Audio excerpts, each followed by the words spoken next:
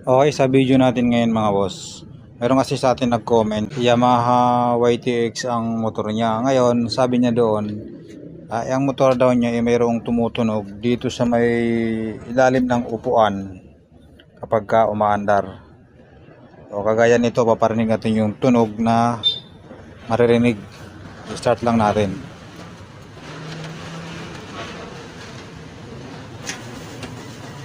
Ayan mga boss. Marinig nyo mayroong tumutunog dyan. Tanggalin natin yung upuan.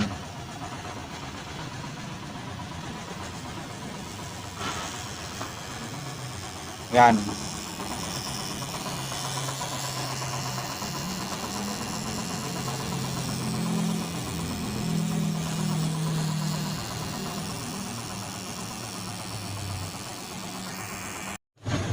Okay mga boss, bakit nga ba siya tumutunog yung relay na to? Tumutunog yan kapag halimbawa pumutok yung fuse. Wala siyang fuse, pumutok.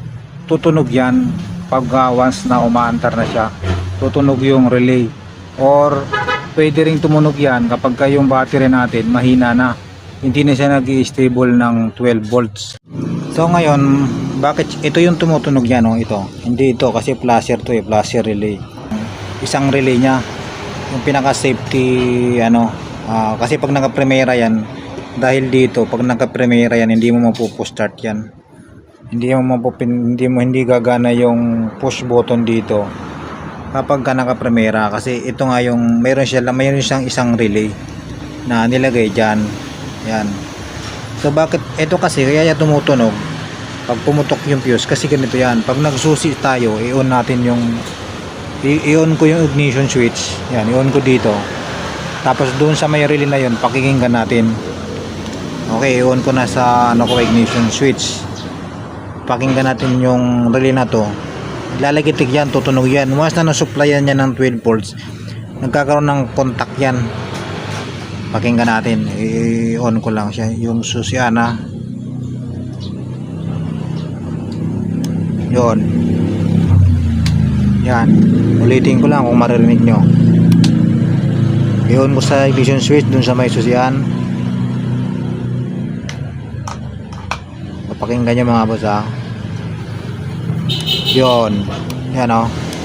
Pinapatay-patay ko ngayon yung susian. Yan o. Lumalagitik. Kasi once na nagkaroon siya ng supply na 12 volts, nagkakaroon siya ng contact, yung parang nagkakaroon ng tick, ganun, tutunog siya. Ngayon kapag ka hindi stable na 12 volts yung andar ay yung supply niya, kagaya nung walang fuse, ang stator ngayon magpuproduce ng kuryente, yung stator papunta ng charger, rectifier, yung voltahe niya hindi yan stable kasi wala siyang battery, no? Pabaksak-baksak siya. Pag nirib mo ng malakas, tataas siya. So hindi siya stable, bisang babaksak naman. Ito yung pag niya, yung contact niya dun sa loob, nagbabalik-balik siya. Kaya siya tumutunog na mabilis, na parang bubuyog dito. Ito yung tumutunog mga boss. Yan. So I hope na sa short video natin meron na intindihan yung nagtanong sa atin ito, bakit may tumutunog dito sa may ilalim doon ng upuan sa Yamaha YTX niya.